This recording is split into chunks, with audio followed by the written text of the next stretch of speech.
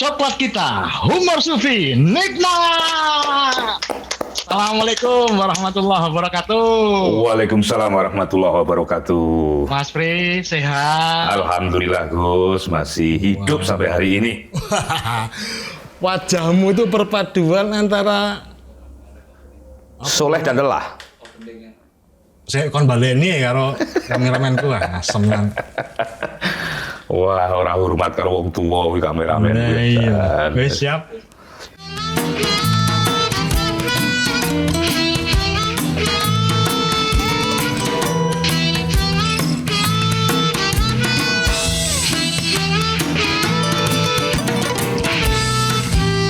Coklat kita, Humor Sufi, nikmat. Assalamualaikum warahmatullahi wabarakatuh. Waalaikumsalam warahmatullahi wabarakatuh. Mas Pri, sehat? Alhamdulillah Gus. Apa mau ya pertanyaannya? Wajahnya jenengan kok perpaduan antara kebahagiaan dan kesedihan. Ono apa Mas? Mbok cerita nang adimu lho. Siapa tahu saya bisa nyumbang apa gitu loh. Ya, kita ini kan isinya kompleksitas tuh Gus. Di dalam raga yang satu, jiwa yang satu itu kan ada miliatan variabel. Ya. Nah, variabel itu kalau sedang ketemu, bergumul, bertali temali, ya cerminannya wajah ini. Tapi ada bekas-bekas air mata kehilangan ngono ditinggal sapa toh? Ditinggal sapa? Anakku baru nikah, ngerti ra kowe? Wah, anak wedok. Iya, anak wedok itu, yaitu pengalaman pertama yang saya kira sampai Kang Tejo itu butuh menemani karena atas inisiatifnya. Saya kan sudah mencegah sampean untuk datang itu. Ya. Untuk mencegah sampean datang itu kan butuh usaha keras. Padahal saya siap itu jadi penghulu loh itu. Jadi itu loh, cucuk lampahnya itu mestinya. Ya. Lah kok Kang Tejo itu rawuh gitu ya. Ya. Itu sebetulnya skenario yang menambah guncangan-guncangan itu karena ketika kita punya hajat itu tampak di dunia ini seluruhnya kebaikan-kebaikan. Iya. Ternyata bahkan menerima kebaikan itu saja tidak mudah. Perlu energi ya, effortnya gede ya. Iya, saya ini kan sudah terbiasa kalau dihina-hina, apalagi di acara ini itu kan katam saya ini. Ya. Jadi dihina itu saya lebih terbiasa gitu loh. Daripada dipuji. Kadang-kadang ketulusannya itu nyata gitu. Jadi seseorang datang di tengah pandemi, di tengah keterbatasan, kok berusaha sedemikian rupa, itu tidak ada lagi campur tangan politik dan vested interest di dalamnya. Kecuali ketulusan kepada saudaranya. Wah, itu kadang-kadang nggak kuat menerima ketulusan semacam itu. Udah tahu gitu kan saya datang, saya bisa jadi pawangnya Sujiwo Tejo biar nggak ganggu toh. Ya itu memang jatuhnya gangguan itu. Karena saya kan tidak punya saksi itu karena memang saya serahkan kepada guru kami. Sampai tidak punya saksi karena saya lupa untuk berpikir detail semacam itu dan Kang Tejo lah saksinya. Sampai bisa bayangkan saksi dengan kostum semacam itu kan ini pengantin apa ini? Saya tuh sempat diskusi sama istri saya. Bu, kita ini kan nggak boleh sowan, nggak boleh datang. Ya. Tapi ini Kang Masku mantu. Ya. Nyumbang apa ya? Apakah karangan bunga? Tapi kalau karangan bunga nanti musimnya tiba-tiba hujan menjadi tidak berguna. Kalau mau nyumbang uang, wah honornya Humor Sufi wis gede banget ya, tak tambahin semangat piye gitu. Iya. Sempat terpikir mau nyumbang masker. 20.000 masker tak sumbang no, tamu main 100. Wah, iya. Tetapi doa itu ternyata kebutuhan-kebutuhan fundamental saat ini. Jadi saya tidak ingin doa teman-teman saya itu terbagi kepada jerih payah. Terkonversikan gitu ya? Iya, kira-kira begitu. Iya. Saudara-saudara kita itu sebetulnya berat secara traveling, secara rasa. Tetapi kalau mereka diundang secara formal, itu besar kemungkinannya tidak mungkin tidak datang. Ya. Betul. Ya. Nah, orang-orang seperti saya ini terlalu lembut hati untuk bahkan melihat jerih payah yang berdarah-darah semacam itu bentuknya. Iya. Tapi mau bagaimanapun, saya itu terenyuh ketika jenengan menulis di Facebook, di Twitter. Anak wedok itu menjauh ngono ya kari punggungnya tok wis bapake mbripik-mbripik nang mburi nangis. Iku perasaanmu gitu ya asline, Mas. Wah, itu bukan fiksi ya Gus ya. Itu kita ini kan mengerti diri kita. seperti mengerti anak kita. Begitu pula sebaliknya. Kepada diri kita, kita ngerti kesalahan-kesalahan kita, kekurangan-kekurangan kita. Kita mengerti kasih sayang kita kepada diri kita. Ya. Kurang dan lebihnya kita menservis diri kita. Nah, tipologi semacam itu ada persis kita kepada anak-anak kita. Ya. Jadi kapan saya pernah membentaknya, kapan pernah dia sangat terluka oleh perilaku bapaknya, itu membentuk mosaik yang puncaknya ada di hari itu. Iya. Iya. Gimana waktu pakai hand sanitizer itu ternyata kosmetiknya anak. Wah, itu saja saya membuat pukulan-pukulan yang berat baginya karena dia mengekspresikan soal-soal yang sangat sulit diekspresikan untuk gambaran keterlukaan yang misalnya begini. Bapaknya kan masa begitu saja terluka. Kan begitu, Gus? Ya. Cuman lotion, cuman pemutih atau pelembut wajah. Di dalam benak bapaknya itu hanya soal-soal teknis. Tapi anak wedok itu berbeda apresiasinya dengan benda itu. Dan itu bertabrakan. Ya. Dan itu ada luka yang tidak terdiskusikan dan hanya tercermin di dalam wajahnya. Dan wajah itu ekspresinya nggak bisa disubsidi oleh apapun. Ya. Ternyata yang kita sangka hal kecil sepele, bagi anak kita mungkin hal besar, ya. Sangat. Dan mengguncang dunianya. Iya. Ketika kemudian Suha ini jatuh cinta dengan laki-laki pilihan idamannya dan menikah. Ini kan sebenarnya bukan pernikahan antara laki dan perempuan saja. Ya. Jenengan tidak cuma naik derajat jadi bapak morotuwo, tapi saiki wis dadi besan loh. Iya. Saya cuma bisa mengingatkan, sampean saiki besan. Toto adab iki diatur. Cangkem iki aja sembarangan maneh. Reputasi keluarga besar itu dipertaruhkan. Yo insaf wae. Itu semoga menjadi kurikulum baru karena begitu besan saya itu ngerti saya ini besannya, shock mereka itu. Saya langsung menenteramkan ekspresi kekagetan beliau itu karena harus mempersiapkan diri menjemput gegar kebudayaan yang baru. Dengan cara apa? Saya ketika datang ke sana, saya meredakan mahma keluarga ini. Wah. Sudah siap-siap meletus itu ya? Siap-siap meletus. Seluruh suguhan-suguhan yang relatif masyarakat tradisional ya, ada kacang rebus, ada pisang rebus, itu tak gua mulih kabeh, Gus. Itu memang bakat dari kecil ya itu. Itu antara gimmick dan ngarep, no? Iya. Itu pertemuan keragusan dan artistik sebetulnya. Dan juga psikologi. Dan itu ternyata membuat besan saya bahagia. Dampaknya luar biasa. Saben minggu saya mendapat kiriman pisang rebus. Karena gara-gara. Dan ternyata mahma itu bisa dijinakkan dengan berbagai versi gitu. Oke, ya. Saya sih menduga ketika ketemu pertama kali dengan calon menantu, si calon besan ini berkata sama anaknya, lek bapak ki cocok karo calonmu iki. Neng maratuwamu iso nggak dijolke?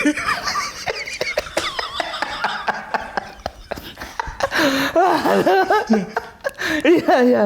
Nah, ini kan kedua orang tua ini kan harus memaknai kehilangan. Anak yang diolah, diasuh, diasah dari bayi, kemudian harus dilepaskan menemukan kehidupannya yang baru. Jenengan pesan apa saja ke Suha dan suaminya? Mungkin, Lendok, yen tuku omah, ojo patio cedak karo kawah gunung to ya. Mulai bledos waktu-waktu bapak iki sumpek nih kerawakmu gitu. Atau bagaimana? Ada gunung yang bersifat fisik ya. Ada erupsi alamiah. Tapi erupsi kejiwaan itu juga tidak kalah dahsyatnya. Saya menekankan pertama pada erupsi kejiwaan itu yang harus saya tentramkan pada diri anak saya yang harus bertemu dengan orang asing, baginya orang asing, bagi kami orang asing. Maka saya membuat akad yang sangat keras di kepundan pertemuan itu. Ya. Begini, mahar terbaikmu satu saja.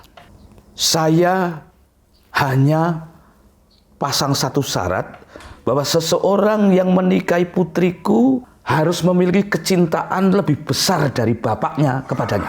Wah, ini gila ini syaratnya berat sekali itu. Langsung kalimat kedua, mau diarak gue. Syarat itu dipenuhi, akhirnya menikah. Tapi bapaknya jahil apa enggak? Jangan-jangan bapaknya masih meneropong dari pos pengamatan, mengawasi anaknya tidak boleh begini, tidak boleh begitu, menyetrap menantunya, mengatur, padahal mereka sudah punya kehidupan sendiri. akhirnya pos penjagaan itu sementara kita rehatkan. Karena sebetulnya pos penjagaan itu sudah aku cicil sejak umur 0 tahun ke angka 25 tahun dia menikah sekarang. Pendidikan karakter dan lain sebagainya Iya. ya. Jadi siapa anak itu, calon suaminya, apa pekerjaannya, siapa namanya, dari mana keturunannya, nasabnya, tidak saya urus. Karena dia sudah melewati verifikasi dari hasil pergumulan kami sebagai ayah dan anak wedok. Wah, itu portofolio kejiwaan yang saya kira kalau seseorang sudah menempatkan itu di dalam diri anak-anak kita, kita tidak perlu ikut menseleksi. Apa yang menjadi kualifikasi dan cara fit and proper test anak-anak kita, itulah sebetulnya fit and proper test kita. Proses seumur hidup ya, Mas? Pasti. Sampean jadi bapak mertua, kemudian jadi besan. Ya. Ini yang kemudian kita harap-harap cemas juga, berdoa juga, suatu ketika nanti akan jadi simbah. Ya. Cucu ini kan pertemuan antara bapak dan ibunya yang bapaknya orang asing. Campur proses cinta kasih sedemikian rupa, lahirlah cucu, jenengan derajat naik jadi simbah. Ya. Siap toh sampai jadi simbah. Orang sembarangan loh simbah itu, gak cuman punya cucu loh. Harus punya kejiwaan, kearifan yang luar biasa dan keahlian yang patut dibanggakan di depan cucunya. Inilah kenapa saya hari-hari ini, Gus, itu bangga menjadi tua. Oh iya. Karena setelah tua ini saya merasakan indahnya rezeki ketuaan. Rezeki yang hanya bisa diakses oleh kaum tua. Ya.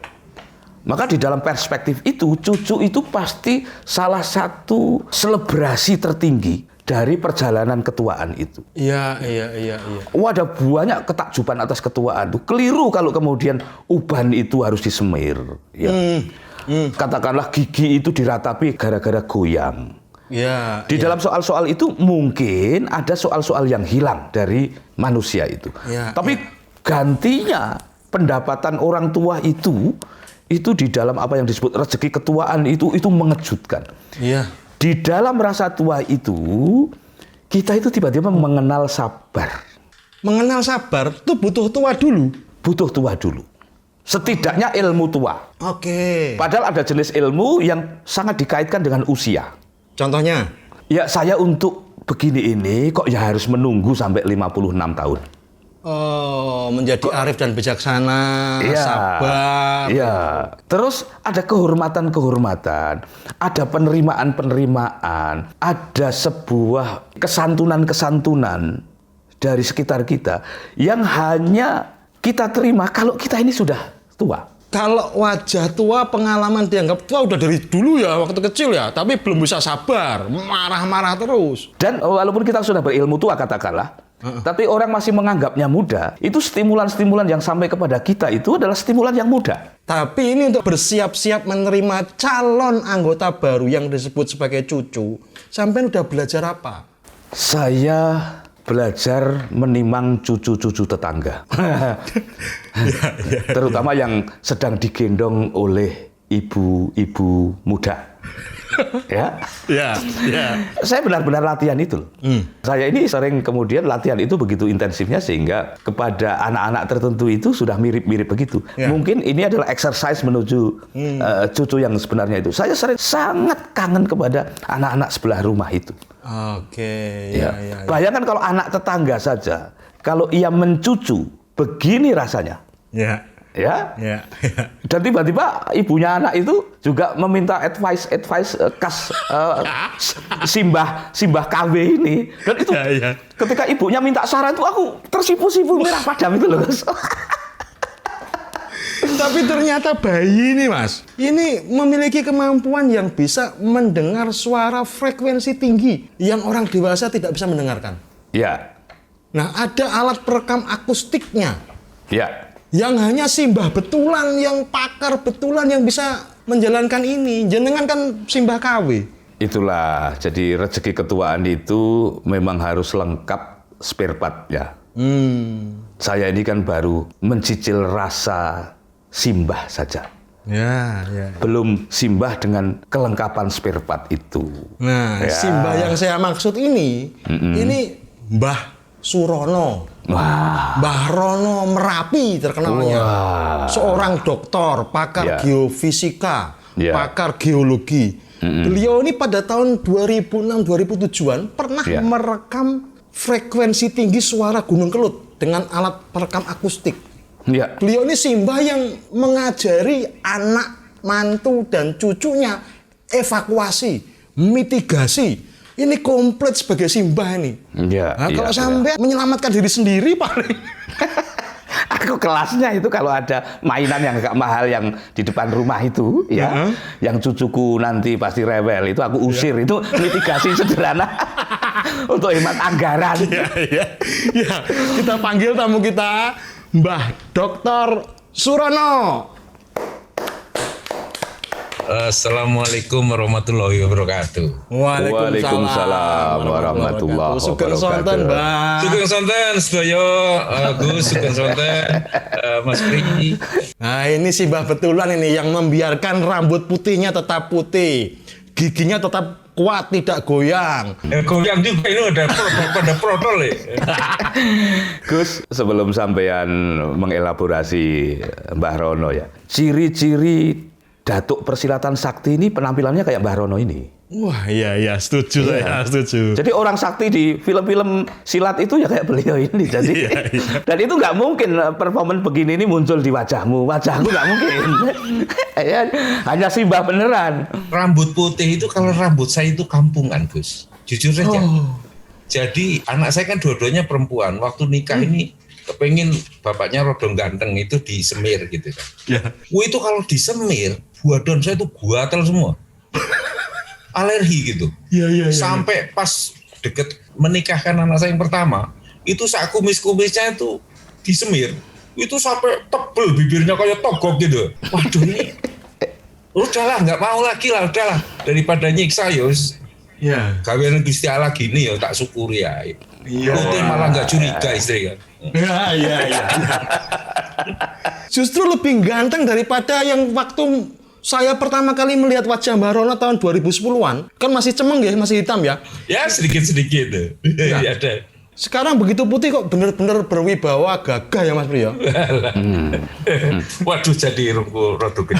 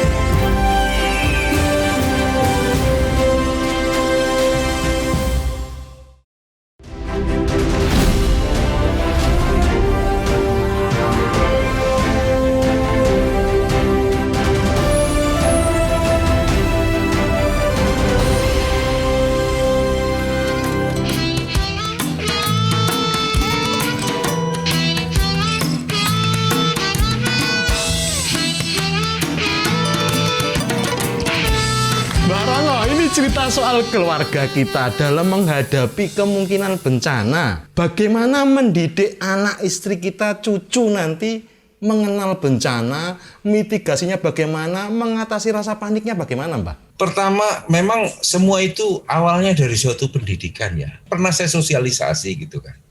Mbak, kenapa kita mesti diajari? Kalau ada gempa kan otomatis kita lari. Ya. Kalau memang harus terpaksa mati ya memang ya sudah takdirnya seperti itu. Jadi kalau kita sudah bicara masalah takdir, selesai. Maka saya jawab, ya sudahlah. Kalau sampean sakit, nggak usah pergi ke dokter. Ya kan? Kalau memang takdirnya mati ya mati. Kalau takdirnya urip ya sembuh gitu loh. Jadi kembali lagi ya, manusia itu harus menjadi gurunya diri sendiri dulu. Kemudian menjadi gurunya orang lain kalau memang mampu gitu ya. Yang kan pertama belajar menerima bahwa namanya bencana itu jangan diinterpretasikan sebagai hukuman Tuhan, gitu kan? Bukan azab itu ya, Mbah? Kalau menurut saya bukan. Coba bayangkan sekarang ya. Tsunami Aceh itu tsunami terbesar di dunia, korbannya paling banyak di dunia. Selama ini. Apa artinya orang Aceh itu berdosa semua? Ya. Mustahil itu, Mbah. Ya. Padahal orang Aceh itu masyarakat yang religius. Bahwa di Indonesia itu rawan gempa bumi, punyai paling banyak gunung api di dunia. Itu memang Tuhan itu sedang tersenyum waktu menciptakan Indonesia. Ini menarik ini. Kalau tidak ada gempa bumi, apa ya ada minyak dan gas bumi? Betul. Apa ya ada batu bara, emas, kemudian besi dan sebagainya? Adakah di pantai barat Sumatera sampai ke selatan Jawa itu nener itu loh, bibit udang gede itu? Iya. Terus adakah pasir besi di sepanjang pantai selatan Jawa sampai Bali sana? Iya. Kalau nggak ada gempa kan nggak ada. Jadi Tuhan itu menciptakan sesuatu, satu kesatuan itu harus berbeda. Uang, satu kesatuan punya sisi harus berbeda. Nggih. Coba kalau satu sisi burung Garuda, sebelahnya burung Garuda. Nggak payu itu kan. Iya. Harus berbeda supaya punya nilai. Demikian juga Indonesia. Ya. Rawan gempa supaya orangnya cerdas-cerdas. Tapi dengan gempa itu dimatangkanlah bumi Indonesia punya minyak dan gas bumi, punya mineral logam dan non logam, batu bara juga banyak. Coba yang nggak ada gempa misalnya dengan Perancis yang saya sekolah di sana, ya nggak punya apa-apa, gitu loh. Ya, nggih. Tapi janganlah menjadi semacam bangsa yang tidak punya inovasi. Jangan sampai saya katakan bangsa yang gagal menjual inovasinya, maka akan memperkosa sumber daya alamnya. Jangan sampai saya katakan begitu. Ya. Karena apa? Jangan, ini gara-gara kutukan sumber daya alam jadi masyarakatnya jadi malas gitu loh. Ya kan? Jangan begitu. Ya. Ini kita gagal menjadi diri kita sendiri. Gitu loh. Jadi ini mekanisme rahmatnya Tuhan sebenarnya, Mbah nggih. Sebetulnya rahmat. Coba sekarang Jawa ini gak ada gunungnya, Mas. Ya. Karang itu, Mas, batu karang, songgok karang. Sekarang tunjukkan pada saya kalau di pulau di Indonesia ini ada gunungnya ada pernah meledos. Kemudian tanahnya itu nggak subur, kasih tahu saya. Sebagai contoh Ternate. Pulau Ternate adalah pulau gunung api dan sebagainya, banda api dan sebagainya. Orang Belanda datang itu jauh-jauh, cuman golek waktu itu adalah rempah-rempah. Munculnya di suatu pulau-pulau yang merupakan pulau gunung api. Coba bayangkan, orang-orang Indonesia, terutama yang di Jawa ini, sebelum bisa gambar, pertama gambar pasti dua gunung. Betul. Matahari dan keindahan kesuburan. Iya, leres ya. Mana gunung api yang pernah meledos? Iya. Daerahnya tidak indah dan tidak subur. Wayang mana yang nggak pakai gunungan? Betul. Pada saat jejer sampai tancep kayon, loh kan? Kita ini hidup zaman nenek moyang kita ini dikasih perlambang. Jadi nenek moyang kita itu narasinya kurang. Jadi kadang pakai pasemon.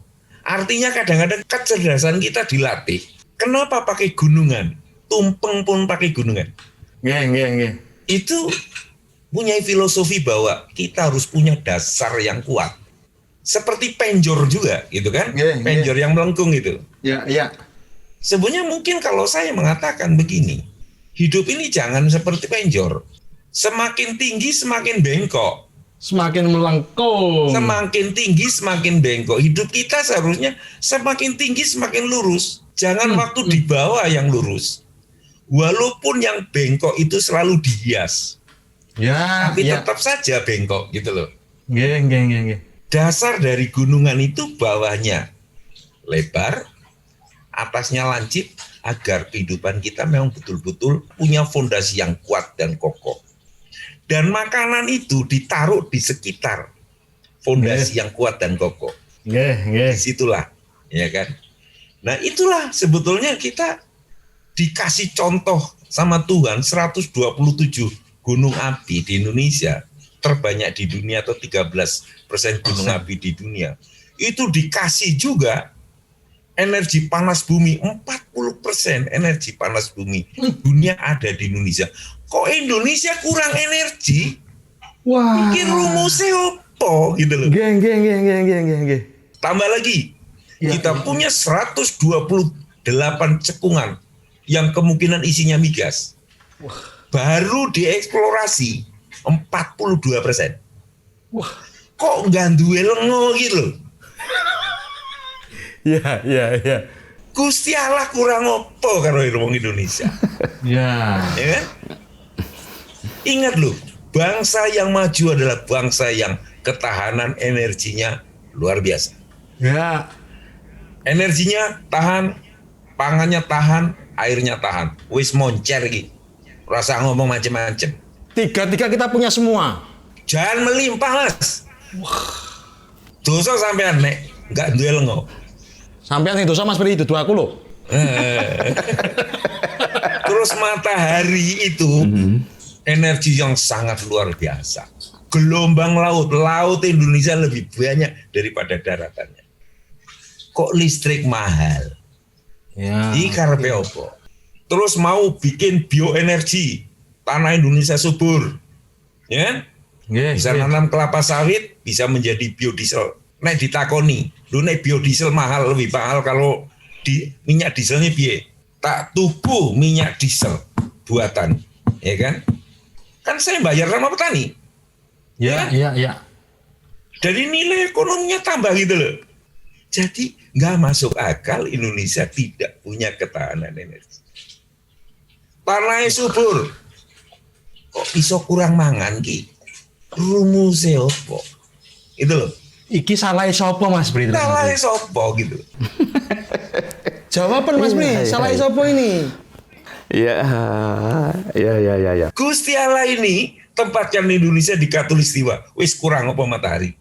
Ya. Dikasih gempanya banyak segala macam supaya mineralnya matang. Ada batu bara, ada jebakan migas, ada emas, ada logam, ada besi segala macam. Dikeduk, digawe didol. Kok iso nggak dapat apa-apa? Nah Mas Pri, menurut sampean ini apa yang terjadi dengan Indonesia Mas? Gusti Allah wis mengasih modal sedemikian besarnya, tapi kok tata kelolanya masih seperti ini, belum seperti yang kita harapkan. Ya. Biasanya Mas Pri ku pinter Mbah, tapi coba niki. Di tingkat karikatur ini sindiran sebetulnya. Oh Ya. Di tingkat karikatur ya Tuhan itu kan ya maha menyindir manusia yang sebetulnya bahkan kehadirannya di bumi saja digugat-gugat sama malaikat, tetapi bertingkah gitu loh ya. Ya. Ya. Saya akan memakai analogi gunung yang segitiga itu saja lewat jalur sosok Mbah Rono ini. Ya, ini aku tak buka rahasia ya. Saya kalau Merapi itu erupsi atau sedang menjadi epicentrum ketegangan dan berita itu, wajah Mbah Rono ini datang. Langsung. Ya. Langsung saya kemudian terimpresi oleh sugesti-sugesti yang agak primitif gitu ya, Gus ya. Contohnya. Ada rasa tentram. Wah, ini. Ya. Saya melihat Mahma, itu saya konversi dengan Mbah Rono, itu tiba-tiba seimbang. Mbah Rono tidak pernah ingkar janji. Terus. Ya. Ini anugerah. Coba Allah sudah menganugerahkan Gunung Merapi kepada kita di hari-hari di generasi kita ini. Ya. Coba tidak menganugerahkan Mbah Rono. Wah, ya sumpah bingung kita. Ya kan? Ya. Ada banyak teka-teki yang kemudian akan menjadi sebuah bahaya di sana. Nah, maka segitiga itu pertama bertolak dari statement Mbah Rono sendiri yang saya catat sebetulnya. Satu, Mbah Rono itu mengingatkan atas seni mitigasi. Penting ini, sangat penting mitigasi, ya. Seni mitigasi itu tiba-tiba di tangan Mbah Rono dihubungkan dengan sudut kedua dari sebuah segitiga. Apa itu? Strong leader. Leadership kuncinya, ya, setuju. Itu waduh banget, tiba-tiba itu mitigasi, kemudian strong leader. Ya. Hanya pihak ketiga yang bisa berpikir ini, yang melengkapi titik terakhir dari sebuah segitiga sehingga dia membentuk segitiga itu. Ya. Apa itu? Empu. Nah, ini dimiliki semua sama Mbak Rono ini. Ya. Jadi negara itu harus menghuni secara lengkap 3 titik dalam segitiga ini. Negara tanpa empu berat. Empu tanpa strong leader, patah hati empu itu.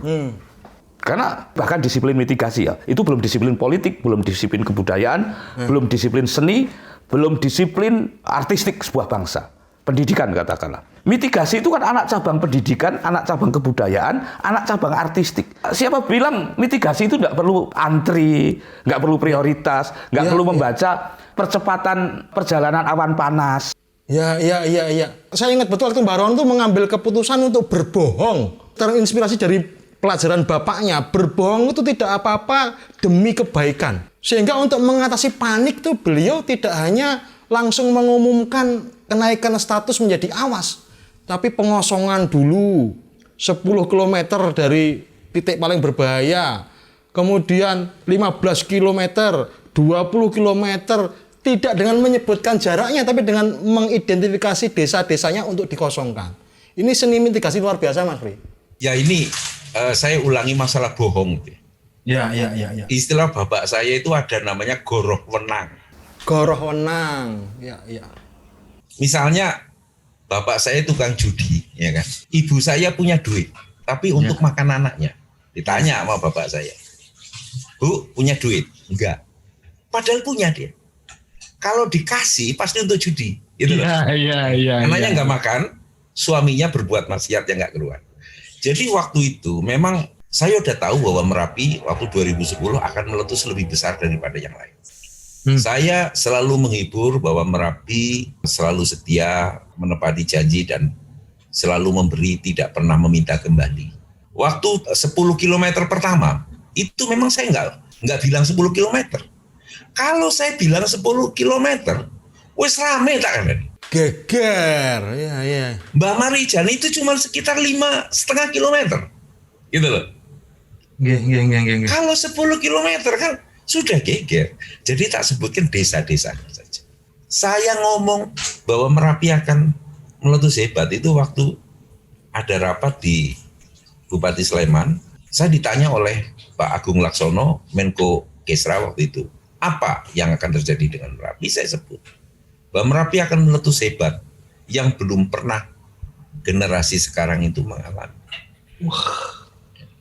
Tetapi saya tidak akan sebutkan itu tanpa ditanya. Ya. Karena kepanikan itu bagian dari bencana. Ini penting ini. Ya.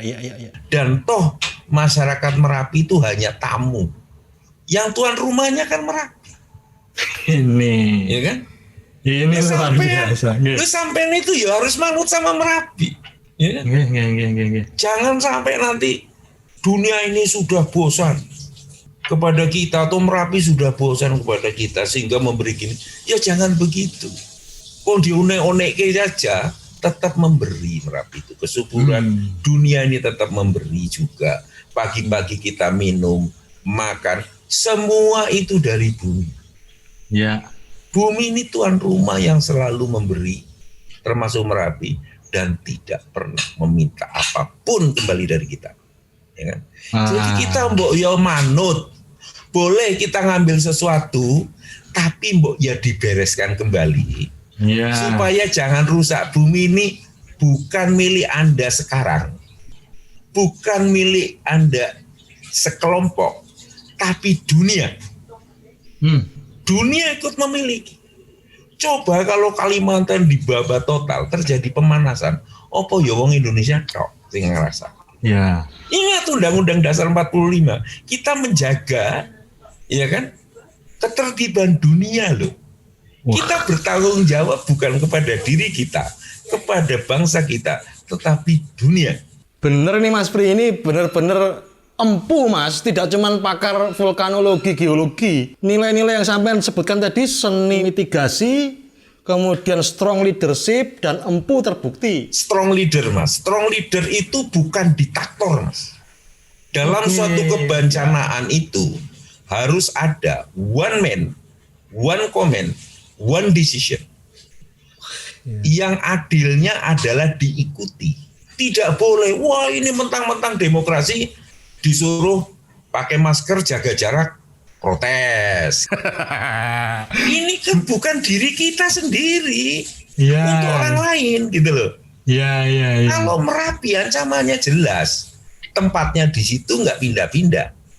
Lah sekarang ini, COVID ini, saya mungkin juga dari sumber bencana gitu loh.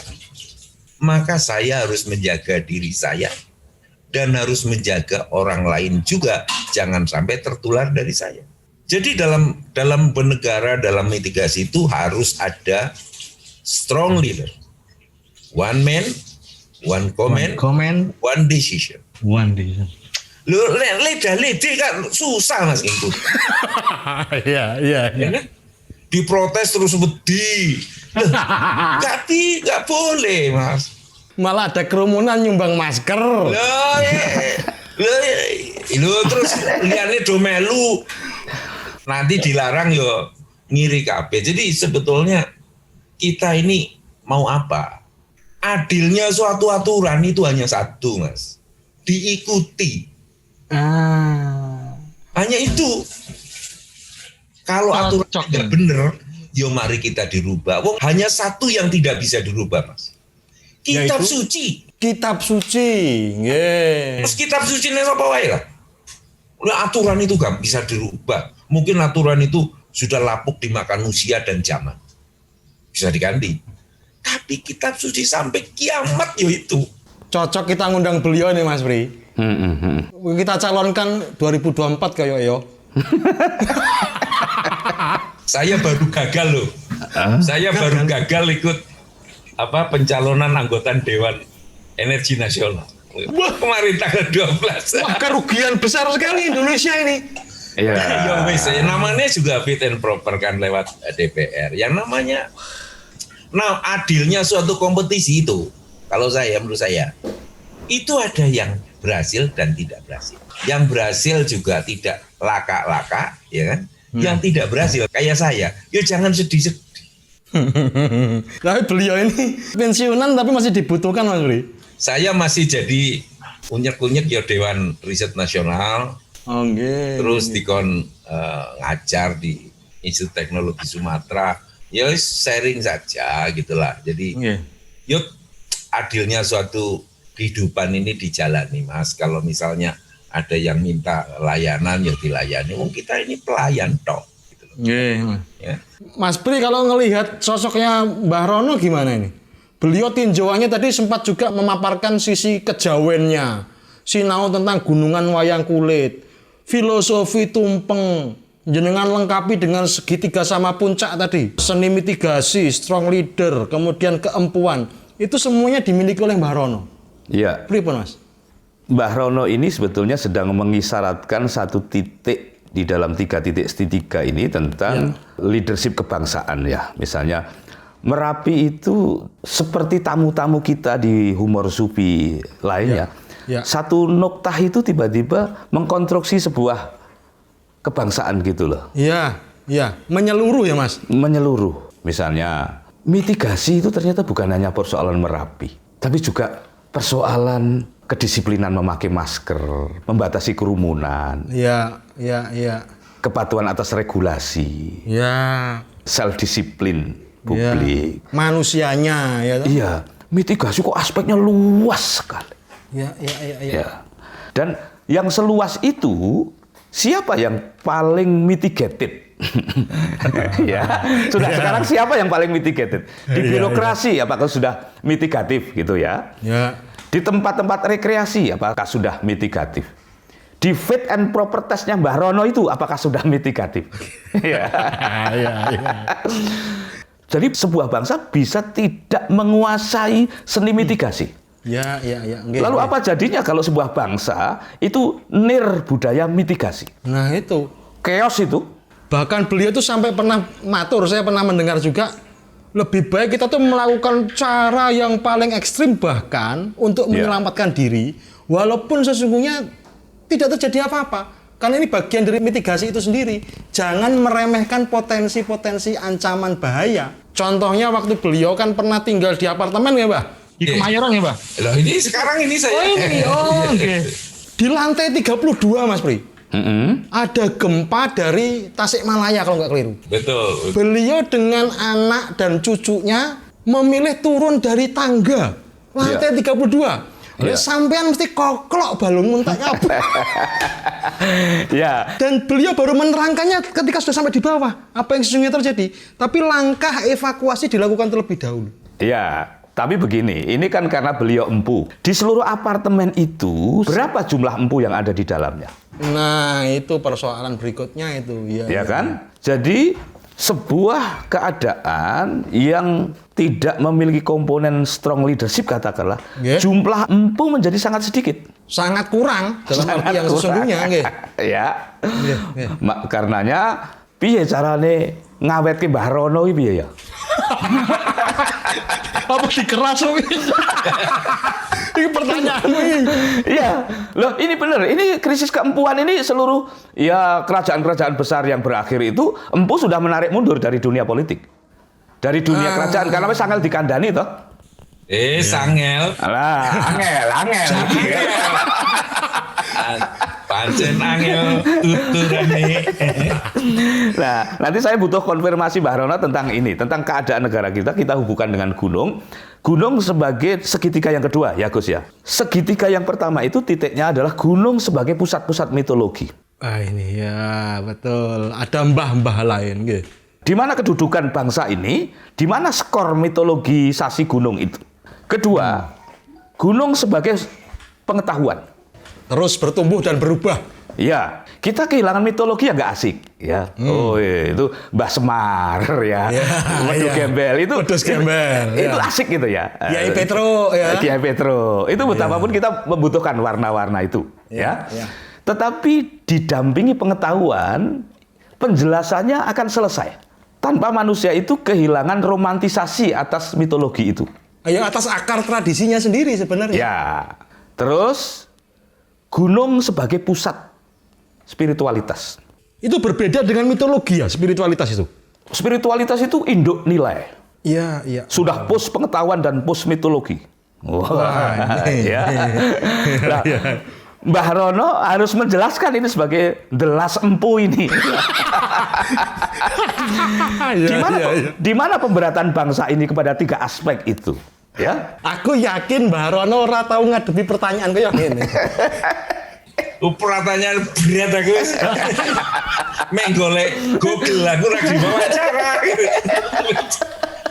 Guys, gunung sebagai pusat mitologi, Mbah. Kemudian gunung sebagai pusat pengetahuan, bahkan mungkin peradaban. Dan gunung sebagai pusat spiritualitas. Bagaimana jenengan sebagai pakar geologi, pakar geofisika, pakar vulkanologi juga yang sudah diembahkan oleh masyarakat Indonesia dalam mengamati tiga hal tersebut, Mbak. Saya beginilah, memang betul apa yang dikatakan bahwa gunung itu sebagai pusat spiritualitas. Bahkan kita ini selalu mengagungkan hal-hal yang harus diagungkan itu di tempat-tempat yang tinggi. Ngeras, nggih. Sebagai contoh misalnya Semeru ada Junggring Salopo. Ya. Junggring Salopo kan tempatnya sidang para dewa-dewa itu kan. Ya. Kalau lagi ke Bali saya, misalnya di salah satu Gunung Batur, di mana di sana itu adalah tempat bersemayamnya Dewa Saraswat, Dewa Ilmu Pengetahuan. Ya. Apa yang harus saya sarankan kepada anak buah saya? Anda mesti harus menghormati kearifan lokal. Kearifan lokal bukan klinikisme. Ya, betul. Kearifan lokal adalah sebuah respek masyarakat terhadap lingkungannya. Kalau Anda tidak menghormati kearifan lokal, ilmu apapun yang Anda punya diterapkan di daerah tersebut, gagal sudah pasti, berhasil kebetulan. Respect bukan berarti Anda itu harus nyembah gini, bukan. Ya. Kalau misalnya saya, Mbah, jangan Anda pakai baju merah naik ke gunung ini. Saya bilang, ya jangan pakai baju merah. Kalau ada yang ngotot, oke, saya pakai baju merah. Tapi semua barang saya itu sampean bawa. Karena pasti porter nggak mau kan, karena saya pakai baju merah. Coba hormati itu sebagai suatu kearifan lokal. Gitu loh. Jangan dianggap sebagai kebun-kebun. Gunung api adalah suatu dunia kecil di mana kesuburan ya, diberikan, di mana di sana pangan ada. Gunung api juga menyediakan air karena sumber air itu ada di sekitar gunung. Gunung api juga memberikan energi, salah satunya panas bumi dan sebagainya. Ini adalah kebutuhan pokok manusia, 3 unsur ini. Energi. Dan diberikan oleh gunung api. Oleh gunung api, suatu contoh. Gitu loh. Makanya saya tidak mau membuat suatu langkah-langkah yang menentang kearifan lokal. Harus bekerja dengan ini hati. Ya. Seimbang dengan rasio kita. Kalau hanya hati saja, belief, ini bisa buta saya. Tetapi kalau hanya kepala saja, saya bisa sombong. Harus ada kendali. Mengawinkannya gimana, Mbah? Mungkin dari mbah-mbah peramal atau mbah-mbah Rekso, kami sepuh di sana memberi saran-saran tertentu jenengan dengan pengetahuan yang lebih rasional. Ketemunya gimana, Mbah? Paling sederhana. Saya itu tidak boleh naik gunung sambil makan telur rebus. Kalau saya makan, semua porter saya atau pembantu tenaga lokal itu pasti nggak ada yang ikut. Karena? Ya karena takut. Saya melanggar aturan. Ya. Apa barang-barang itu maka saya bawa sendiri. Ya. Apa enaknya makan telur sambil jalan? Itu rasio saya, katakan. Apa enaknya makan telur sambil jalan? Kepercayaan saya, kalau mereka pegawai saya pergi semua, apa kan saya bawa sendiri. Nggak sepadan. Ya. Nggak sepadan. Oleh karena itu saya kadang-kadang begini. Sampean itu harus melihat yang menentang saya. Ada bebek, ada rasio. Dalam suatu perkumpulan biasanya ada yang sangat ustadz banget, ada yang sangat disiplin banget. Iya. Itu biasanya porsinya kecil, Mas. Dan ada yang bangsat banget. Porsinya ya kecil, Mas. Oke, ya. Ya kan? Yang akeh kan bebek, Mas. Jadi saya harus menyelamatkan bebek. Saya mengeluarkan bangsat. Ya. Pasti bebek akan ikut saya. Ya kan? Dan yang alim-alim juga ikut saya. Paling-paling bangsatnya itu ya 2% lah dari rombongan. Sing disiplin banget ya maksimum ya 2% lah. 96% bebek, Mas. Jadi bangsatnya ini tak hantem 2% ini, kan saya dapat 96% plus 2% yang disiplin-disiplin itu kan. 98% aku menang, Mas. Wah, ini ilmu politik loh Mas Pri, mengeluarkan bangsat-bangsat itu. Iya. Sih jadi bangsa dalam rombongan itu nggak pakai, Mas. Dasarnya manusia itu dasarnya diciptakan oleh Tuhan adalah suatu kebaikan. Kebaikan Tuhan menciptakan kita. Yang jadi bangsat ya harus keposat jadi bangsat karena mangane ya jadi bangsat gitu loh. Jadi kalau dalam suatu rombongan wayang wong, rombongan ketoprak itu kan, rombongan saya naik gunung, itu yang nyeleneh ya paling ya siji loro, ya kan?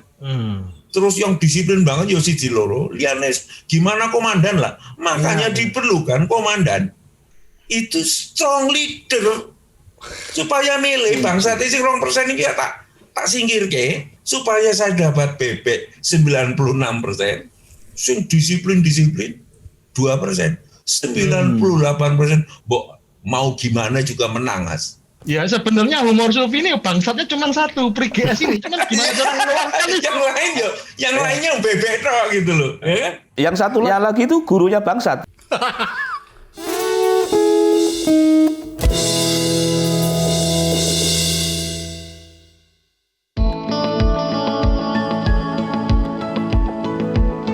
Jarum coklat saat tepat, saat melepas gundah hati. Hanya dibuai rasa tak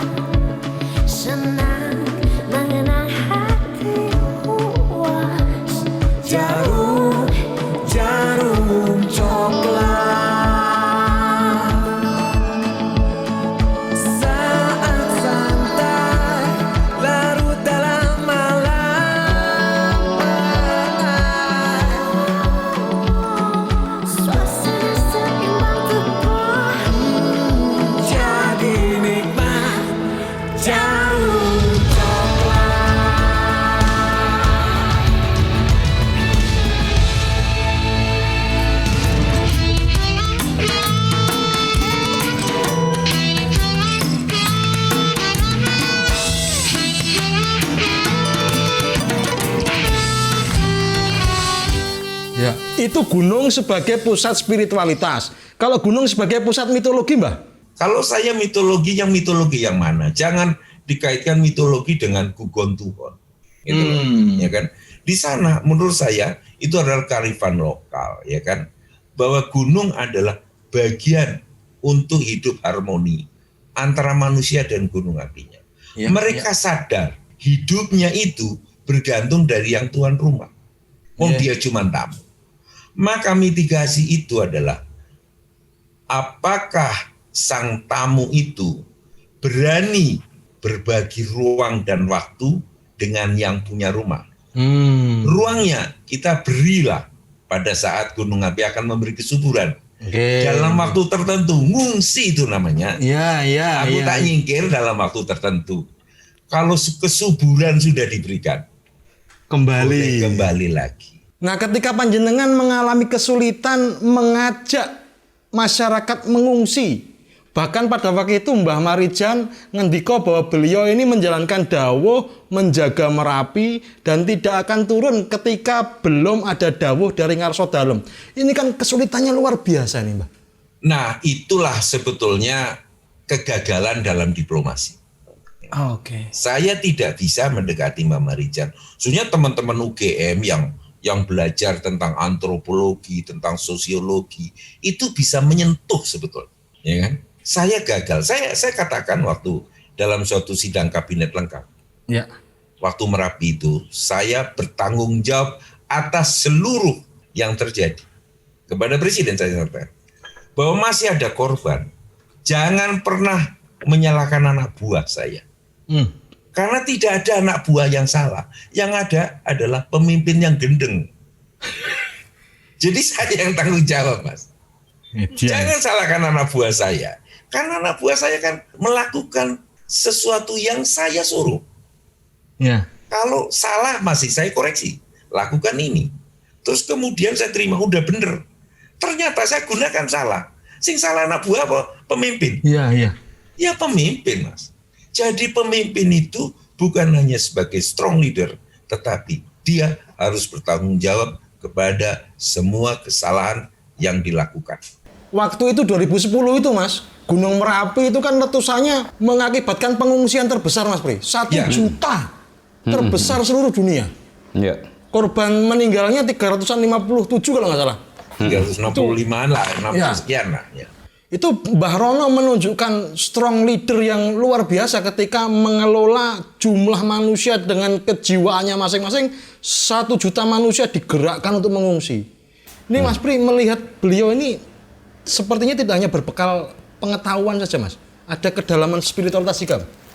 Ya, karena segitiga itu mestinya menjadi tugas negara. Ya. Karena mungkin kita terlalu jauh berdialog dengan negara. Terus Mbah Rono meringkasnya di dalam dirinya sendiri. Ya, jadi di sana ada antropologi. Ya, Mbah Rono ini bukan hanya seorang vulkanolog. Ya, terpaksa harus menjadi pakar sosiologi di dalam praktek. Terus menjadi budayawan. Karena mitologi itu tidak bisa diabaikan begitu saja, tetapi ia harus dijelaskan secara pengetahuan. Ini belum tentu semua orang bisa. Budayawan seperti sampean aja belum tentu sanggup itu menerangkannya. Aku bisanya hanya memerintah-perintah Mbah Rono untuk menjelaskan. Jadi segitiga ini diambil oleh Mbah Rono sebagai sebuah jihad kepada mitigasi khususnya Merapi. Karena walaupun kita melihatnya hanya dari televisi, hanya dari statement-statement beliau, dari ceramah-ceramah beliau, dan secara intelektual masyarakat belum tentu menangkap frekuensi intelektual itu secara penuh, tetapi rohani kita merasakan. Ketentraman, ketenangan, nyaman, percaya bahwa akan dimitigasi dengan baik ya. Melihat penjelasan Mbah Rono itu, tiba-tiba gunung itu menjinak, kira-kira gitu. Ini strong leader yang sudah strong leader itu kan kumpulannya banyak toh Gus. Aspeknya untuk menjadi strong itu kan variabel sistemnya banyak sekali. Nah mungkin Mbah Rono ini penting untuk menjadi begawan apa ya di Indonesia ini? Ya, derajat simbah itu udah semestinya ya pantas sekali ya. Itu kayak di Majapahit itu kan ada di NU itu mungkin ada Rois Am itu ya. Iya, NU Rois Am ya. Ya, ada kasta-kasta penasihat yang begitulah wataknya tuh. Dan empu itu memang nggak urusan. Empu itu diminta turun gunung. Kalau empu itu turun gunung pun rajanya sulit dinasihati, naik lagi dia mokso empu itu. Iya. Iya kan? Iya. Lah kalau Mbah Rono sampai mokso, wah kita yang kacau. Ayo Gus. Wah, gimana tuh Mbak? Jenengan ini sosoknya nyaris komplit ini berarti. Saya interpretasikan sebagai orang Jawa itu segitiga tadi sama Mas Bro itu. Itu seperti cipta, karsa, dan rasa. Ya. Segitiga itu harus diambil tengahnya supaya seimbang. Jangan di ujungnya ciptanya saja. Episentrumnya harus ketemu. Harus episentrumnya itu yang dipegang. Kalau enggak dia guling segitiga itu. Iya. Harus di tengahnya. Memang mengambil tengahnya itu sangat sulit karena harus ada suatu garis-garis yang saling bertemu, ya kan? Dipertemukan oleh lingkaran ya, Mbah? Di lingkaran itu di tengahnya persis yang harus. Ya. Nah, untuk menuju ke tengahnya itu memang tidak gampang. Kadang kita ini terlalu membesarkan rasa. Oke, leres nggih. Saya pernah anak adik kandung saya melamar di Kementerian SDM. Ya. Saya akan membesarkan rasa cinta saya atau cipta saya sebagai suatu kewajiban saya sebagai pegawai. Apakah harus saya gabungkan jadi satu? Ya. Tidak boleh. Saya katakan dalam hati saya, tidak boleh antara cinta dan kewajiban dalam menjalankan tugas itu campur aduk nggak keluar. Loh, nggak boleh, Mbah? Nggak boleh. Cinta dalam keluarga boleh. Tetapi kalau kecintaan saya karena dia keluarga, dia harus saya prioritaskan untuk menjadi pegawai di tempat saya. Tidak boleh. Jadinya KKN ya, Mbah? Jadinya KKN. Ya. Terlalu berat bagi saya. Dia lulusan UPN, kadang-kadang kalau ke Jogja saya kasih biaya karena orang tuanya nggak mampu. Dia di Bandung ngambil tesis, tinggalnya di rumah saya. Wong anak adik kandung saya. Terpaksa saya harus berat di kewajiban saya karena saya menjalani sumpah saya. Oke, iya. Tak coret. Dicoret, Mbah? Tak coret. Mas. Tega itu, Mbah. Nah itulah karena saya tak coret anaknya untuk tidak masuk di kantor saya. Coba bayangkan kalau dia tak terima di tempat saya. Dia kebetulan diterima di LIPI akhirnya. Berarti dia mampu kan? Dia diterima di LIPI.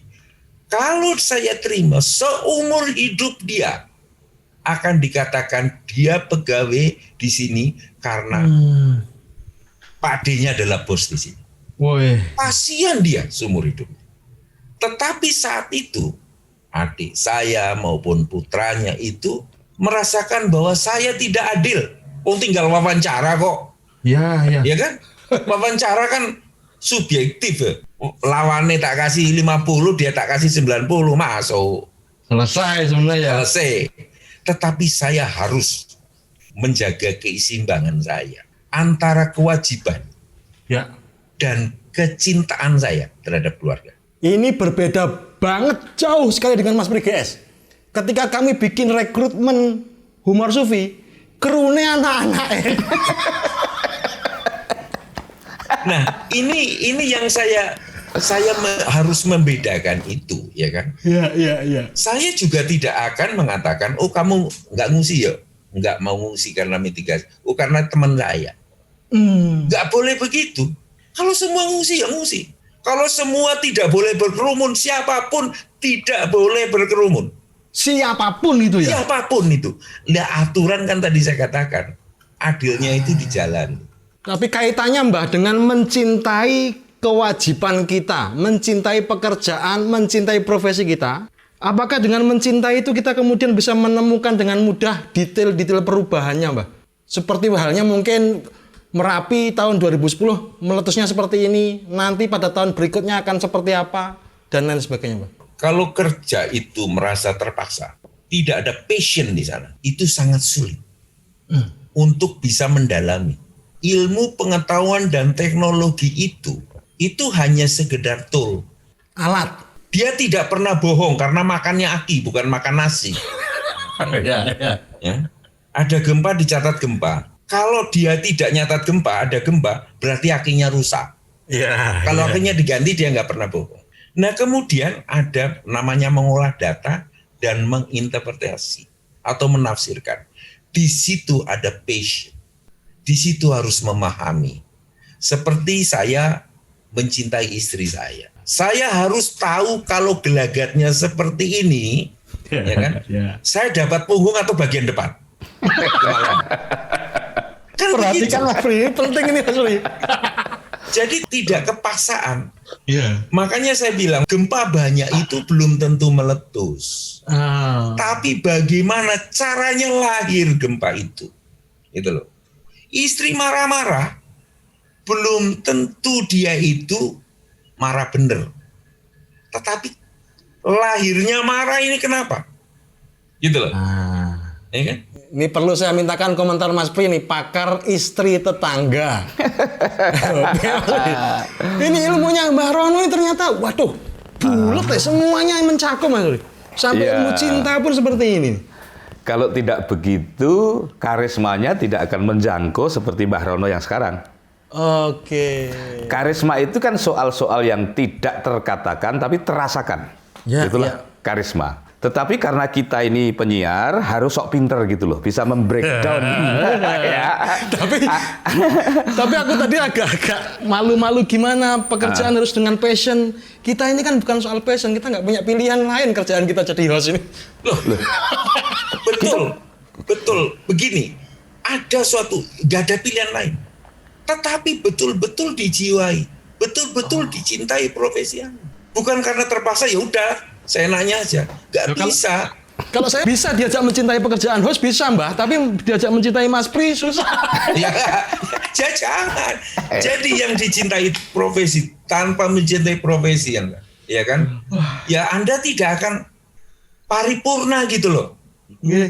Bagaimana Anda sesuatu yang tidak mencintai? Jangankan sudah mencintai kan istri kita gitu kan. Kan setiap hari ketemu. Kalau ada seorang laki-laki berkata, saya tahu semua segala macam tentang istri saya, dia sedang berbohong. Oh, malah bohong, Mbak? Bohong menurut saya. Wah, itu pergi expert. Bohong menurut saya. Istri itu seperti gunung api. Semakin Anda kepengin tahu, semakin banyak yang Anda tidak ketahui.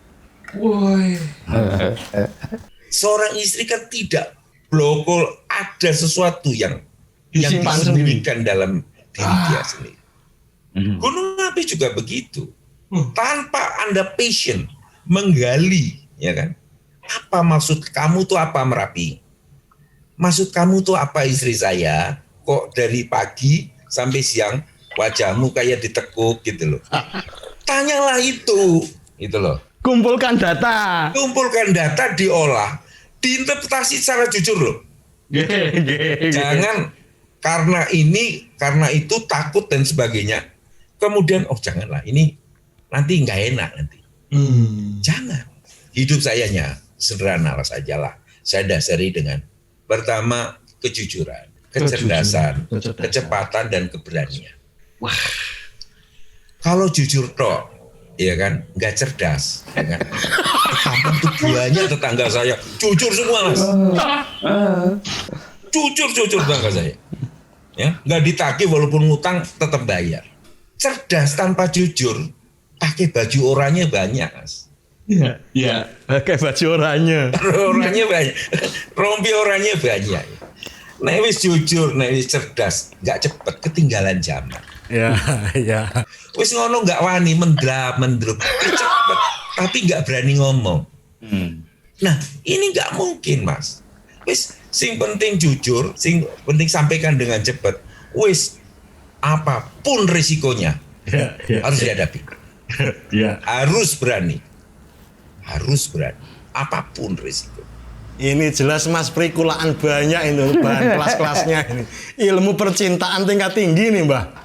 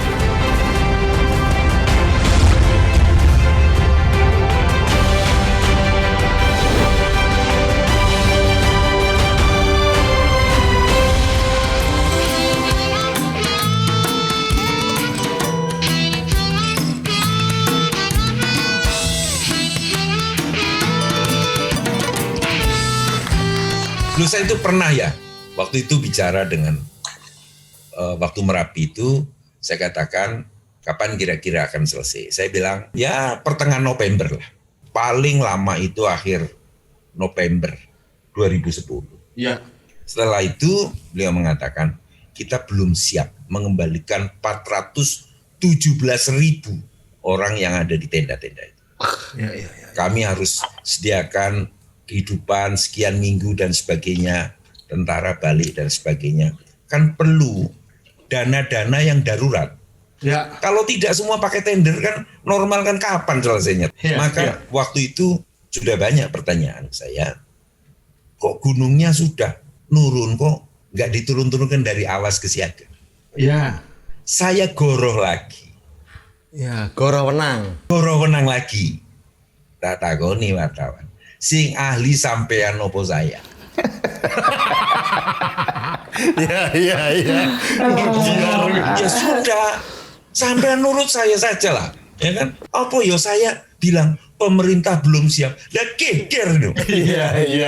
Jadi sekarang saya bloko suto nih sekarang, Iya. ya kan? November pertengahan udah beres.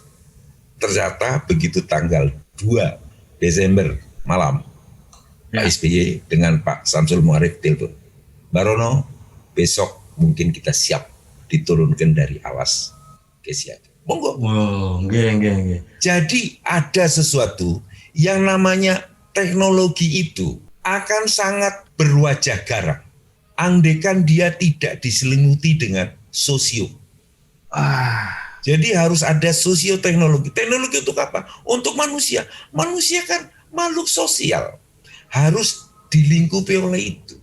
Ya. Kalau saya bilang, wah ini sebetulnya sudah turun, tapi pemerintah belum mau. Nah, geger pemerintah. Iya. Ini yang harus dibungkus. Mbah, tapi ketika jenengan menganggap atau memberi ilustrasi istri itu bagaikan gunung berapi. Iya. Nah, gunung berapi meletus memberi kesuburan. Ya, Kalau istri meletus memberi apa, Mbah? coba bar meletus. Kan setelah meletus baru memberi kesuburan. Iya. Bar meletus istri. Wah, aneh setengah mati. Kalau enggak, istri gendeng itu namanya. Mari padu mesrane orang. Iya. Iya, betul. Itu kalau istri saya, istrimu piye Mas Bri? Tuh, langsung memberi cucu. Oh iya, makanya. Nggak mungkin. Gunung api apa sih yang begitu meletus ya kan? Pasirnya sekarang itu dulu mungkin dilecehkan, cuman tambang galian C, pasir batu. Sekarang itu emas hitam loh Mas. Mas hitam. Ya mana yang nggak perlu pasir batu? Iya betul. Tol, gedung bertingkat apa segala macam. Apalagi pasir Merapi untuk fondasi luar biasa, untuk tol luar biasa. Ya. Iya. Makanya dulu waktu ini jalannya pada rusak gini. Saya bilang, oke, kalau gitu ngambilnya dari tempat itu pakai truk-truk kecil dikumpulkan di jalan besar, ya kan? Dari tempatnya diambil. Mahalnya itu kan beli merawat jalan. Ya. Gitu loh. Ya. Nek truk boleh masuk, harganya murah, ya kan? Jebol. Memang betul. Retribusi truk itu yang ngangkut pasir sampai jalannya jebol tidak mungkin untuk membangun jalan. Iya. Itu memang tugas pemerintah untuk memberi kemudahan usaha bagi masyarakat. Jangan hitam putih. Oh ini retribusi truk yang bikin rusak jalan, nggak bisa untuk perbaiki jalan. Oh itu gaweane pemerintah, ben masyarakat lancar berusaha. Tanggung jawab pemerintah. Jangan dihitam putih jangan setelah tidak ada sesuatu yang harus hitam putih diharuskan nggak boleh. Ya. Mas Pri, jenengan sekarang sudut pandangnya yang pasca erupsi, Mas. Setelah gunung meletus ternyata memberi kesuburan dan lain sebagainya. Tinjauan jenengan sebagai budayawan bagaimana, Mas? Nah, itu Mbah Rono itu sudah seperti album yang bisa dibaca bahkan insya Allah oleh lintas generasi nanti. Oke. Agar vulkanolog kita itu minimal pencapaiannya seperti beliau ini. Minimal. Wah, Mbah Rono dhuwur banget ya. Makanya itu, kita kan selama ini agak malas meninggikan standar. Iya. Nah, di dalam diri Mbah Rono ini ada 3 hal yang mutlak harus dicapai kalau ingin menjadi seorang master. Yaitu 1, kecintaannya atas seni atau art. Mendekati gunung itu kalau tidak seniman gunung, wah ya berat. Berat ya. Dia hanya mengerti itu benda. Objek saja ya. Objek. Maka art itu harus ketemu langkah berikutnya, yakni science. Art science, oke. Ya, seorang master harus seorang scientist. Mbah Rono itu menempuhnya di Prancis, S2 dan S3-nya. Ya. Nanti saya butuh Mbah Rono bercerita bagaimana posisi ketika menjadi seorang seniman gunung. Apa romantikanya? Karena seorang seniman yang kemudian tertarik kepada sains itu sangat berbeda. Betul, pendekatannya menjadi khas ya. Iya, menjadi sangat lengkap gitulah. Jiwa raga itu kumpul gitu ya. Tapi Mbah Rono itu bukan sekedar hanya art dan sains saja. Kalau tidak, rambutnya yang putih ini dianggap sebagai orang tua saja. Iya. Elek ngentutan lagi. Tetapi dengan art dan sains yang bertemu dengan yang ketiga ini, dia akan menjadi Semar. Semar ya, Merapi. Ya. Nah itu adalah art, sains dan soul.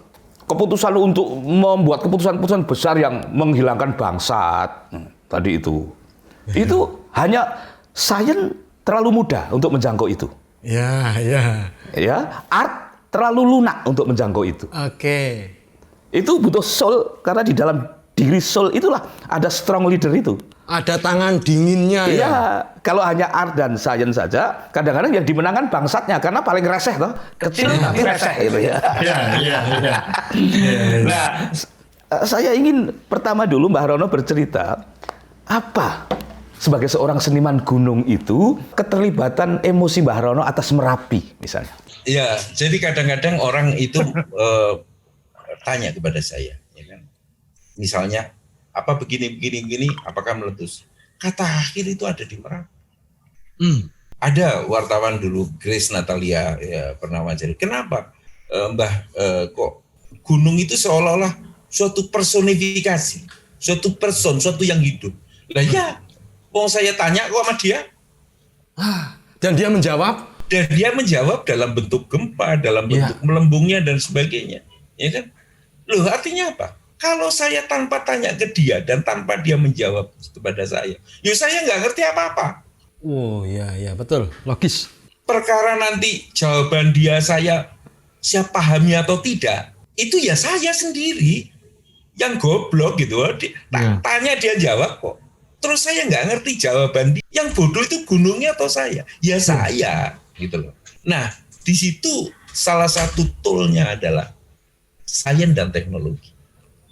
Kadang orang pertama kali melihat matematik fisika itu sesuatu hal yang sangat menakutkan. Ya. Padahal itu hanya alat untuk mempermudah persoalan. Tetapi kita itu melihatnya kok seperti ini. Nah ini kadang-kadang bodoh kita melihat sesuatu yang belum kita dalami. Itu barang yang sulit, yang mewah, wow, udah nggak, seolah lagi nggak kejangkau. Itu salah.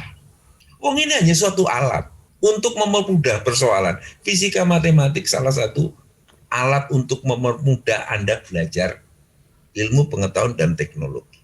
Ya. Dan dalam mitigasi itu sains dan teknologi menjadi tidak ada apa-apa, artinya apa-apa. Tanpa kita mendekati subjek dari mitigasi itu adalah manusianya. Manusianya ya. Manusianya. Subjeknya kan di manusianya. Mau gunung jeblok itu hak gunung api kok. Ada manusia atau enggak ada manusia, gunung ya tetap jeblok. Siklusnya sendiri ya. Siklusnya sendiri gitu loh. Ya. Nah terus manusia ngumpul di sana. Tugas saya menggunakan sains dan teknologi itu bagaimana masyarakat ini tak jembatani supaya dia itu harmoni hidupnya dengan gunung api. Ya tadi berbagi ruang dan waktu pada saat mau memberi kesuburan ya lu pergi dulu sebentar. Ya. Dalam kurun waktu yang diperlukan oleh sang tuan rumah sedang sapu-sapu atau sedang nyiram bunga, sedang sibuk, ya nyingkir dulu lah. Ya. Seorang tamu yang terhormat adalah dia berani menghormati yang punya rumah. Oh, Mas, kudu rungokno Mas Bri. Sains dan teknologi itu membuat jembatan yang bisa diikuti untuk membuat si tamu itu mempunyai kesopan santunan dengan yang tuan rumah itu. Jangan untuk medeni. Ya. Jangan untuk medeni. Yang paling sulit dalam gunung api adalah begini. Truk saya nyatakan misalnya mengungsi dan truk nyatanya meletus. Ini namanya saya sebut golden time, waktu emas. Antara mengungsi dan gunungnya meletus. Kalau terlalu pendek, orang itu tidak punya sempat mengungsi, dia udah kena. Ya. Kalau terlalu lama, orang itu bosen, bahkan mungkin tidak percaya lagi pada kita. Inilah silni ilmu pengetahuan untuk bertanya kepada si gunung itu, kapan Anda mempunyai titik yang tidak balik? Artinya apa? Suatu titik yang dia pasti akan meletus, cuma entah kapan. Ini soulnya Mbah ya? Betul. Jadi itulah yang harus dijalinkan antara ilmu pengetahuan dan teknologi, berdiskusi dengan alam, kemudian kita mencari jawaban yang tepat, artinya memahami jawaban dari si gunung itu. Oh ini loh titik yang tidak balik, tandanya seperti ini. Sampai ngungsi, tapi nggak lama-lama gunungnya meletus. Jadi susahnya di gunung api itu begini. Ngungsi lama, kapan meletus gunungnya? Sudah dikasih letusan, kapan berhenti meletusnya? Nah ini semua jawaban itu memang ada di gunung tersebut. Dia punya hak. Oleh karena itu kita tanya. Dengan apa? Dengan jembatan teknologi. Ya saya dulu waktu tesis pertama kali ya mungkin waktu kecil saya katakan kalau ada letusan gunung api, hewan pada turun karena tidak ada air. Ternyata salah setelah saya tesis. Bukan ternyata ya Mbah? Bukan, karena kurang air. Jadi waktu gunungnya akan meletus ada suatu tekanan yang sangat tinggi. Tekanan terhadap tanah dan batuan itu menimbulkan suatu bising. Bising yang frekuensinya sangat tinggi sekali. Saat itu saya betul-betul bingung nih. Kenapa kok pada frekuensi tinggi ini asosiat profesor saya dikelut kok diantem tawon. Nggak ada hujan, nggak ada ini. Diantem tawon banyak sekali. Waktu ditanya ke dokter, dok, apa ini bisa mati? Karena buah untuk tahun lebih dari 20 biji. Dokternya ya di Kediri ya jawabnya enak, Surabaya. Nek mati wis mas, wingi gitu. Artinya nggak mati. Justru pada saat peaknya tinggi banget, saya terus ingat ibu saya. Kalau ada maling, anak kecil bayi itu susah tidur. Ya kan, susah tidur. Itu di kampung zaman dulu kan malingnya malam hari. Kalau sekarang kan siang hari. Apa ya malingnya yang sakti atau apa? Ternyata bukan. Jadi waktu maling malam-malam di luar rumah kita, itu dirubung nyamuk. Di rubung nyamuk itu kemudian ada kelelawar, predator yang menangkap nyamuk kita, yang menangkap atau memakan nyamuk di sekitar maling itu. Dia tidak melihat si kelelawar, tetapi mengirimkan sinyal frekuensi tinggi untuk mengenali sasarannya. Frekuensi tinggi itu menyebar kemana-mana. Bayi itu yang terbiasa di dalam perut ibu, terbiasa dengan frekuensi tinggi, desir darah, denyut jantung, dan sebagainya. Itu keberbegan, maka nggak bisa tidur. Bukan karena malingnya sakti. Demikian juga pada saat ada tekanan tinggi sekali, batu tertekan itu, dia menjerit si batu itu dengan suatu jeritan frekuensi sangat tinggi. Kita udah nggak dengar lagi. Wong kita sudah diajari ngomong begini sama orang tua. Frekuensi tinggi kita udah hilang. Kita terbiasa dengan audio. Si hewan ini karena bisingnya dari batuan-batuan yang kena tekanan itu, hewan ini tidak tahan. Maka dia menjauh dari bising itu. Ya kuncinya ya. Jadi betul bahwa kalau ada gunung mau meletus atau gempa bumi, itu hewan-hewan pada lari dari sumber yang akan terjadi gempa bumi maupun gunung api. Karena tidak tahan tekanan dalam batuan yang mengeluarkan frekuensi sangat tinggi. Mas Pri, ini kita mengundang pakar vulkanologi, tapi mendapatkan juga ilmu percintaan dan permalingan, Mas Pri. Sampai kudu update, Mas. Kudu update sampai akhirnya harus colong jupuk. Ben ora dirubung semua, ora dirubung nyamuk. Itu sebenarnya. Tidak ada kera itu kekurangan air, nggak ada itu. Karena tidak tahan terhadap frekuensi tinggi, ular, kera dan sebagainya. Turun itu menghindari bising frekuensi tinggi. Ya. Mas Pri, ada pertanyaan apa lagi? Orang kalau hanya ingin menjangkau sains setingkat itu kan kita sekarang ini baca buku saja kan ya bisa. Nggih.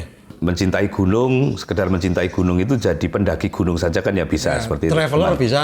Ya. Traveler bisa. Tetapi untuk menjadi penghayat gunung sampai di tingkat Mbah Rono ini, itulah yang membuat 3 titik ini bertemu dan seorang Mbah Rono ini menjadi penjaga gunung yang paling kita harap di hari-hari ini. Iya. Bahkan mungkin penjaga Indonesia ya, Mas? Pinten mau Mbah? 127 27. gunung. Itu disuntak di sini. Satu Merapi saja PR-nya nggak rampung-rampung sampai Dan hari itu ini. berkah, bukan bencana, itu berkah. Yang harus kita syukuri. Coba Jogja itu tanpa Merapi. Apa ya ada Boyolali, ya kan? Dulu saya ingat penghasil mbako. Kalau saya disuruh beli mbako sama bapak saya, duitnya ada gambar buayanya. Jangan lupa ini, beli tembakau Boyolali. Ya kan? Ya. Terus apa ada Kaliurang, tempat piknik. Ya. Enggak ada. Apa ada Salak Pondok? Ya enggak ada. Lebih banyak berkahnya, ya kan? Letusannya paling-paling 1 bulan maksimum lah, gitu kan? Ya. Dalam sekian tahun, gitu loh. Nggih. Jadi itu berkah bukan bencana. Jadi tolong ya kan, melihat gunung api itu bukan sesuatu yang medeni. Itu sudah diajari oleh nenek moyang kita. Bahwa sesuatu yang ditinggikan itu tempatnya di gunung-gunung itu. Luhur nggih, Mbah. Luhur. Karena dia memberikan berkah. Ya. Bayangkan Jawa ini tanpa gunung-gunung yang ada. Wis seonggok karang mau hidup bagaimana? Ya. Kapur tanpa tertutupi oleh tanah-tanah subur. Statement Mbah Rono ini aku malah jadi ingat lagumu itu yang liriknya dirapin oleh Kill the DJ atau apa itu. Ya. Jadi perspektif kita atas gunung-gunung berapi itu ternyata tercermin pada lagu itu, tetapi tak walik itu. Senenge sak rendeng, rekasane sak klenteng. Nah, itu. Iya. Itu yang benar berkahnya serendeng, ya kan? Rekasane sak klenteng. Laguku apik memang ya, Mas ya. Liriknya luar biasa ya. Sing apik kuwi sing bedah barusan ini, bukan karena lagu itu. Mbah Rono, monggo, ada pesan apa untuk masyarakat Indonesia umumnya dan khususnya masyarakat di sekitar Merapi, Mbah? Untuk masyarakat di sekitar Merapi, Merapi adalah berkah bagi masyarakat di sekitar. Kita harus berani berbagi ruang dan waktu. Saat Merapi, sang tuan rumah sedang bersih-bersih dan mempercantik halamannya. Ya. Tolonglah menyingkir sebentar saja. Ya. Jangan disesali Karena tamu yang terhormat adalah tamu yang berani memberi kehormatan kepada sang punya rumah. Ya. Bahwa ada bencana di Indonesia, janganlah dikeluhkan itu sebagai suatu cobaan, siksaan dari Yang Maha Kuasa gitu. Kita dibekali dengan cita rasa dan karsa yang harus diolah menjadi suatu inovasi. Bahwa banyaknya bencana seharusnya kita syukuri, ya kan? Karena gempa bumi, ada longsor, ada ini. Sebetulnya kita tuh belajar dengan alam. Ya. Empiris alam itu menciptakan hukum dan rumus-rumus ilmu pengetahuan. Ya. Bukan hukum dan rumus ilmu pengetahuan menjadi empiris alam. Nah, ini ya. Kembali, kita semua belajar dari alam. Sebagai contoh, apel jatuh dari pohon saja menjadi hukum gaya berat Newton. Ya. Bukan Newton bikin hukum gaya berat, kemudian Apel baru jatuh. dari pohon. Iya. Ya kan bukan itu. Segitiga jumlah kuadrat siku-siku sama dengan kuadrat sisi miring. Itu dari dulu walaupun Pythagoras nggak nyebutkan itu, di alam sudah ada. Iya.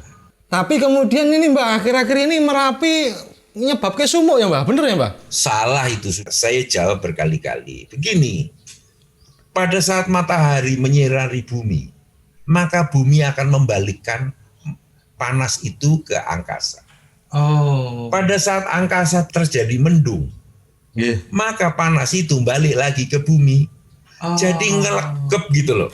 Ya, bukan karena Merapi. Bukan karena Merapi. Udara dan tanah adalah penghantar panas yang buruk. Oke. Coba kalau ada panas misalnya geni mulat-mulat itu, jarak 3 meter aja nggak terasa. Kalau tidak percaya bahwa Merapi tidak bikin panas, coba samain tindak Tegalurang, dingin. Oh, enggak. Padahal lebih dekat. Ya, Mas Pri sih sumuk karena tagihan-tagihan pasca resepsi pernikahan mulai muncul. Harus membayar.